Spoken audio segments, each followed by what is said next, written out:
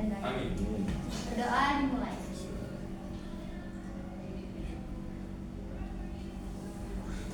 Berdoa selesai. Saya lihat baik. Oke, baik. Teman-teman di sini sudah ada yang pernah mengikuti bimbingan kelompok belum? Belum. Oke, karena belum, saya jelaskan dulu ya. Jadi bimbingan kelompok itu adalah salah satu dari layanan bimbingan dan konseling yang dimana diberikan kepada sejumlah orang dengan memanfaatkan dinamika kelompok untuk memperoleh suatu informasi atau pemahaman baru dari topik yang akan kita bahas nantinya. Lalu, tata cara pelaksanaan bimbingan kelompok ini itu biasanya terdiri dari 8 sampai 12 orang, yang dimana saya sebagai pemimpin kelompok dan kalian sebagai anggota kelompok duduk melingkar atau berhadapan-hadapan. Gunanya apa? Untuk mengetahui teman kalian yang sedang atau menghormati teman kalian yang sedang menyampaikan pendapatnya. Kemudian dalam bimbingan kelompok ini ada beberapa hal yang harus diperhatikan. Apabila nanti dalam pelaksanaan kegiatan ini ada yang membicarakan hal-hal yang bersifat privasi, maka saya mohon untuk kita bisa menjaga sama-sama kerahasiaannya. Jangan sampai pihak luar mengetahuinya. Oke? Lalu ketika nanti teman-teman ingin menyampaikan pendapat, dimohon untuk angkat tangan terlebih dahulu. Lalu sampaikanlah pendapat kalian dengan bahasa yang sopan dan santun. Kemudian teman-teman juga diminta untuk saling menghormati temannya yang sedang berbicara. Jangan ada yang berbicara sendiri atau main HP sendiri gitu ya. Sebelum kita masuk ke tahap ininya, kita perkenalan dulu. Tapi perkenalannya saya nggak mau kalian menyebutkan nama aja, tapi kita rangkai nama melalui jam serangkai nama. Contoh ya, misalkan orang pertama menyebutkan namanya, lalu orang kedua menyebutkan nama orang pertama, baru nama dia. Begitu juga orang seterusnya sampai nanti ke 10. Ini kan ada 10 orang, berarti sampai nanti 10. Paham nggak? Contoh gini, misalkan saya orang pertama, nama saya Najla, terus orang keduanya Nabila, berarti Nabila menyebutkan nama saya dulu, baru nama Nabila. Orang ketiganya Zahra, berarti Zahra menyebutkan nama saya dulu, nama Nabila, baru nama Zahra. Begitu sampai terakhir.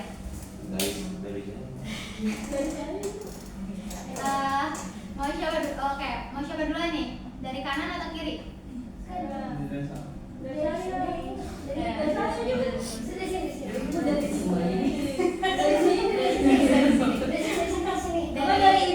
Dari kanan. Iya. Dari saya dulu. Oke. Perkenalkan, nama saya Bu Nazla. Nama ibu dulu. Iya, nama saya dulu. Perkenalkan, nama Bu Nazla dan saya sendiri Nabila Fadila. Perkenalkan, nama Ibu Nazla, Nabila, dan saya Zahra. Perkenalkan, nama Bu Nazla, Nabila, Zahra, dan saya Frida. Perkenalkan, Bu Nazla, Nabila, Zahra, Frida, dan saya Fauzia. Perkenalkan, nama saya Bu Nazla, Nabila, Zahra, Frida, Syifa, dan Sisi. Kenalkan, nama saya Bu Nazla, Nabila, Zahra, Rida, Sipa, Sisi, saya Zal. Perkenalkan, nama saya Bu Nazla, Nabila, Zahra, Rida, Syifa, Sisi, Resal, Abdul. Kenalkan, Bu Nazla, Nabila, Zahra, Rida, Syifa, Sisi, Resal, Abdan, dan saya Akid. Perkenalkan, Bu Nazla, Nabila, Zahra, Rida, Sifa, Sisi, Resa, Abdan, Salim, Marsal. Perkenalkan, Bu Nazla, Nabila, Zahra, Frida, Syifa, Sisi, Resal, terus Abdan, Salim, Marsal, saya sendiri Monica. Oke, tepuk tangan dulu semuanya. Nah, tadi kan kita udah saling mengenal satu sama lain. Berarti tahap selanjutnya itu saya tekankan kembali lagi bahwa dalam bimbingan kelompok ini nanti jika ada hal-hal yang sifatnya sekiranya bersifat yang privasi, dimohon untuk menjaga privasinya, dan juga nanti ketika kalian ingin menyampaikan pendapat, sampaikanlah secara terbuka, juga angkat tangan terlebih dahulu dan sampaikan juga dengan bahasa yang baik dan sopan. Apakah sudah dapat dipahami? Sudah. Oke, topik yang akan kita bahas pada kali ini adalah generasi kuat, stop self harm. berbicara tentang self harm, apa yang kalian ketahui tentang self harm atau pengertian dari self harm sendiri? Saya ingin menyampaikan saya. Self harm atau sering disebut sebagai menyakiti diri sendiri adalah perilaku di mana seseorang secara sengaja menyakiti tubuhnya sebagai cara untuk mengatasi rasa sakit emosional, tekanan atau kesedihan. Ini bisa berwujud sebagai bentuk seperti memotong, membakar atau menghentakkan tubuh. Self harm seringkali tidak dimaksudkan untuk mengakhiri hidup, tetapi lebih sebagai cara untuk mengungkapkan atau mengatasi perasaan yang sulit seperti kecemasan, depresi, atau kesedihan yang mendalam. Perilaku ini bisa menjadi sangat serius dan seringkali menunjukkan adanya masalah kesehatan mental yang lebih dalam. Oke, saya di sini sedikit menambahkan. Biasanya self harm itu dilakukan oleh seseorang menggunakan benda tajam maupun tukul yang berada di sekitarnya. Selain itu, self harm juga bisa berupa menyakiti diri sendiri secara langsung seperti menjabak rambut, memukul diri sendiri, dan lain sebagainya. Baik, jadi secara garis besar aja ya, saya menambahkan sedikit. Self harm itu adalah tindakan yang dimana seseorang menyakiti dirinya sendiri baik disengaja maupun tidak disengaja, akibat dari adanya pengalaman-pengalaman yang mereka alami, entah itu dalam masa kecilnya atau masa sekarang. Kemudian ada macam-macam dari self harm. Ada yang bisa menjelaskan? Macam-macamnya itu ada, pertama itu ada cutting. Cutting itu seperti mencoret-coret kulit dengan benda tajam. Yang kedua itu ada memukul diri sendiri dengan keras atau disebut hitting. Oke, ada lagi? Ingin menambah? Izin menambahkan, ada juga kayak burning itu membakar diri sendiri dengan benda panas. Habis ada pencuci itu memencet kulit atau jaringan dengan kuku atau benda tumpul lainnya. Sama ada menggigit diri sendiri hingga merusak tubuh. Oke, baik. Jadi tadi macam-macam self harm yang teman kalian bilang itu adalah benar ya. Dimana kondisi seseorang menyakiti dirinya, entah itu dengan cara memotong, membakar, atau memukul dirinya sendiri. Kemudian tentunya self harm itu pasti terjadi karena adanya gejala. Kira-kira gejalanya itu seperti apa? Gejala ini dapat bervariasi antar individu, tetapi beberapa tanda umum yang bisa diamati antara lain yang pertama adalah terdapat luka-luka seperti goresan, sayatan, bekas cutting tangan, atau bakaran tidak memiliki alasan yang jelas atau terjadi secara berulang. Yang kedua, berupaya menyembunyikan luka-luka tersebut dengan cara mengenakan pakaian yang lebih tertutup dari biasanya, bahkan dalam cuaca panas. Yang ketiga itu perubahan drastis dalam perilaku seperti menjadi lebih tertutup, menarik diri dari interaksi sosial, atau menjadi lebih impulsif. Yang keempat, menunjukkan minat yang tidak biasa terhadap benda tajam, pisau, atau obat-obatan yang dapat digunakan untuk melukai diri sendiri. Yang kelima, menarik diri dari teman, keluarga, atau aktivitas sosial tanpa alasan yang jelas. Dan terakhir, menunjukkan penurunan tajam dalam kinerja akademis atau pekerjaan tanpa alasan yang jelas. Baik, tadi betul yang disampaikan oleh teman kalian bahwa gejala dari timbulnya self harm itu sendiri kayak terdapat bekas luka-luka, baik itu biasanya luka-luka sayatan itu ada di tangan ya, di tangan atau bagian tubuh yang lainnya. Kemudian menyembunyikan luka-luka dengan cara mengenakan pakaian panjang. Nah, orang-orang yang mengenakan pakaian panjang ini perlu dicurigain. Kenapa? Karena dia biasanya memiliki trauma masa kecilnya dia sehingga menyebabkan dia untuk melakukan self harm. Kemudian kayak menarik diri. Nah, kalau orang udah pakai baju panjang terus menarik diri itu perlu kita rangkul ya, agar tidak melakukan self harm, karena self harm itu berbahaya. Kondisi self harm itu terjadi juga karena fisiknya dia atau mentalnya dia terganggu. Kemudian penyebab self harm itu ada apa aja sih? Penyebab self harm itu satu, ada tekanan emosional seperti stres, depresi, kecemasan, atau rasa marah yang berlebihan. Kedua, ada trauma. Contohnya itu pengalaman traumatis seperti pelecehan, kehilangan, atau kekerasan. Yang ketiga, ada gangguan mental. Contohnya itu seperti gangguan kepribadian, borderline atau BPD, atau gangguan makan dapat menjadi penyebab. Tadi itu ada kurangnya kemampuan untuk mengatasi emosi atau terhambat dalam mengolah emosi yang kuat. Nah, dan yang terakhir itu ada pencarian pengetahuan. Kadang tuh seseorang mencoba untuk self harm karena melihatnya sebagai jalan untuk meredakan rasa sakit atau tekanan emosional. emosional. Oke, ya baik, betul banget. Tekanan yang pertama penyebab self harm itu karena ada tekanan emosional seperti depresi. Ketika seseorang sudah depresi kan seseorang tidak dapat berpikir secara logis ya. Dia mau masalahnya itu semua selesai dengan cara instan. Kadang dengan cara menyakiti diri sendiri itu menjadi suatu hal kepuasan untuk dirinya sendiri. Selanjutnya ada trauma, betul tadi, karena trauma yang dialami di masa kecilnya sehingga bisa juga menyebabkan dia menjadi self harm. Kemudian dari gangguan mental, nah gangguan mental ini juga sangat berpengaruh ya kan? Karena terjadinya self harm itu juga dari pikiran kita. Kalau pikiran kitanya buruk atau tidak sehat, maka self harm ini tuh sering banget terjadi. Nah, menurut kalian untuk generasi zaman sekarang nih, gimana caranya untuk bisa mengontrol self harm agar tidak terjadi? Cara utama untuk mencegah self harm adalah mencari bantuan profesional ketika ada tanda atau gejala yang mengarah perilaku tersebut. Strategi ini mungkin berupa ada mengidentifikasikan pemicu self harm, terus menjauhkan benda-benda yang berpotensi digunakan untuk melakukan self harm, berolahraga rutin untuk menjaga kesehatan fisik dan mental, makan makanan bergizi seimbang, terus yang terakhir ada mengolah stres dengan melakukan hal yang disenangi. Oke, betul banget. Cara mencegah self harm yang pertama ada mengidentifikasi pemicu dan self harm.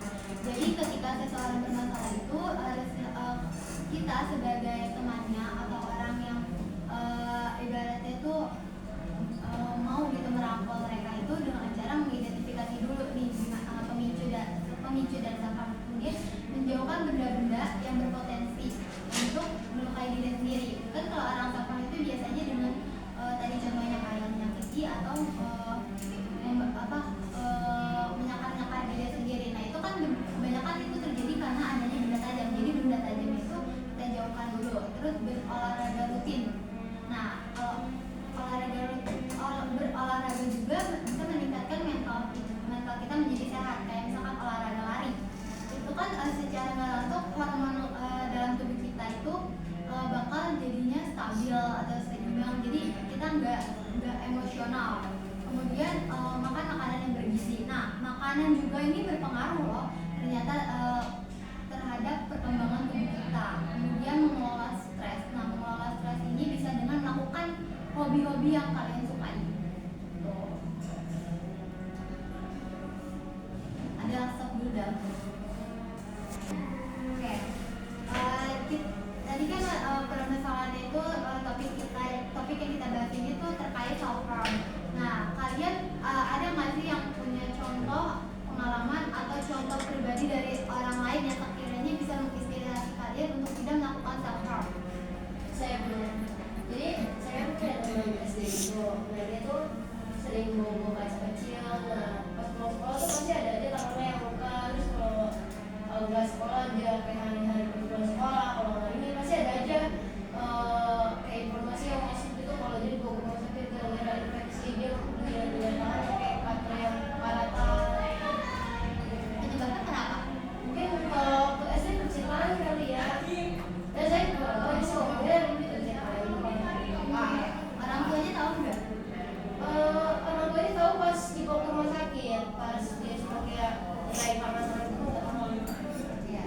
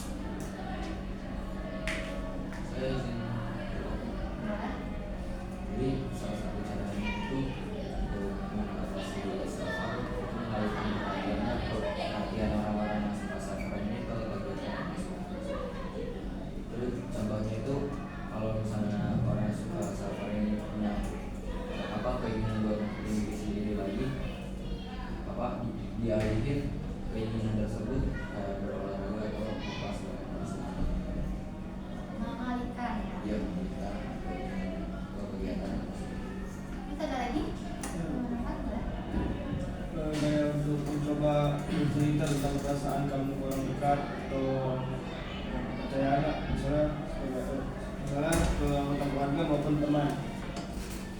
Dan coba untuk menunggu dan menahan perasaan sebelum menyakiti diri sendiri. Jangan sampai pada musik dan berjalan-jalan. Oke, ada lagi nggak yang mau menambahkan? Oke, kalau nggak ada saya nambahkan sedikit ya. Jadi cara mengatasi ketika seseorang sudah mengalami self harm itu pertama melakukan konseling. Kalau biasanya kan kalau orang self harm itu dia menyakiti diri sendiri, berarti kondisi mentalnya dia terganggu. Berarti itu artinya dia harus melakukan konseling atau harus dialih tangankan ke yang lebih profesional untuk mengatasi self harm. Kemudian beri dia dukungan dari baik itu dukungan dari teman, keluarga ataupun orang-orang di sekitarnya. Rangkul dia. Kalau misalkan ditanya penyebabnya dia melakukan self harm itu apa, rangkul, jangan dibiarin gitu. Karena dukungan sosial ini tuh sangat berperan penting juga dalam individu setiap orang. Kemudian menyusun strategi gimana caranya mencari alternatif positif untuk mengatasi tekanan emosional, kayak tadi bisa berolahraga, mendengarkan musik atau melakukan hobi-hobi yang kalian sukai. Kemudian menghindari pemicu. Nah, menghindari pemicunya itu juga bisa dengan melakukan hal-hal yang kalian senangi. Oke, sebelum menutup dengan konseling kita kali ini, saya mau kalian untuk menyampaikan kesimpulan, pesan dan saran. Ada sepuluh. Baik, sebelum kita menutup bimbingan kelompok pada kali ini, saya mau kalian untuk menyampaikan pesan-pesan dan saran terkait bimbingan kelompok pada kali ini tentang materi self harm. Saya akan menjelaskan tentang kesimpulan tentang self harm. Kesimpulannya itu adalah perilaku self harm memiliki dampak pada fisik berupa luka dan bekasnya pada perih atau sakit, keram, memar, infeksi hingga rambut rontok. Dampak psikologis dan juga diakibatkan self harm diantara lain terbiasa menyakiti diri sendiri, ingin lebih melukai diri, terpikir masalah ketika melihat bekas luka, merasa berdosa, takut diberi stigma atau orang lain, bahkan sampai adanya niat bunuh diri. Oke, sekarang pesannya.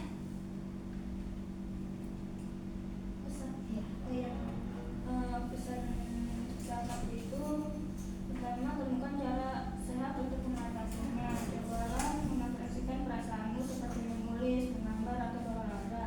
Terus yang kedua, utamakan kesehatan emosional seperti meluangkan waktu untuk menjaga kesehatan mentalmu. Kan bisa berolahraga, bermeditasi atau melakukan aktivitas yang merasa bahagia dan tenang. Yang ketiga, jangan takut untuk mencari bantuan. Jika perasaan terlalu berat untuk ditangani sendiri, mencari bantuan adalah langkah yang menjadi baik. Dan ingat, proses ini membutuhkan waktu yang lama. Oke, baik. Sekarang pesannya atau saran. Saran dari saya dari materi ini adalah lebih mencintai diri sendiri dengan selalu bersyukur, menerima kelebihan dan kekurangan diri, serta mengingat nikmat yang telah Tuhan berikan. Melakukan hobi positif agar merasa tenang dan teralihkan seperti menggambar, berolahraga, atau bermain dengan teman. Fokus dengan diri sendiri dan meluangkan waktu untuk mulai melakukan aktivitas yang emosi positif seperti menulis buku harian, mendengarkan musik, atau membaca buku. Menjaga diri sendiri untuk tidak melakukan self harm dengan meminta bantuan dari keluarga, teman, atau orang terdekat. Memiliki kesadaran sendiri untuk berhenti dan tidak mengulangi serta tidak mempengaruhi orang melakukannya. Terus bersemangat mencapai cita-cita dan menjadi pribadi yang lebih baik lagi. Oke, baik. Terima kasih kepada teman-teman karena sudah menyampaikan kesimpulan, pesan dan sarannya. Sebelum saya akhiri, saya akan membagikan Google Form terkait hasil evaluasi dari kegiatan bimbingan kelompok pada